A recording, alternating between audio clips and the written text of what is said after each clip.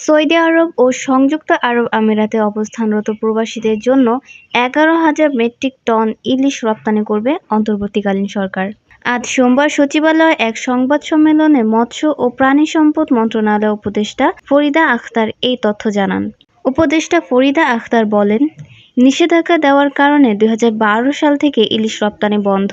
২০২৩-২৪ অর্থবছরে ইলিশের উৎপাদন ছিল ৫.৩০ লাখ মেট্রিক টন। বর্তমানে অন্তর্বর্তীকালীন সরকার দেশের মানুষের জন্য ইলিশ সরবরাহ বাড়ানো ও দাম নিয়ন্ত্রণ রাখার সচেষ্ট।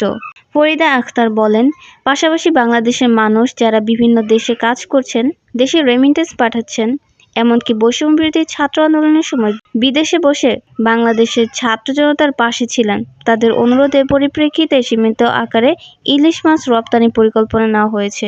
ফরিদা আখতার আরও বলেন, সারা বছর পাঠানো না গেলেও অধিক ইলিশ প্রাপ্তির সময় আগস্ট ও সেপ্টেম্বর মাসে প্রবাসীদের জন্য ইলিশ পাঠানোর ব্যবস্থা নেওয়া যেতে পারে। জনশক্তি, কর্মসংস্থান ও প্রশিক্ষণ বোর্ডের তথ্য অনুযায়ী সর্বাধিক প্রবাসী কর্মজীবী আছেন সৌদি আরবে। এই সংখ্যা প্রায় ৪৪ লাখ।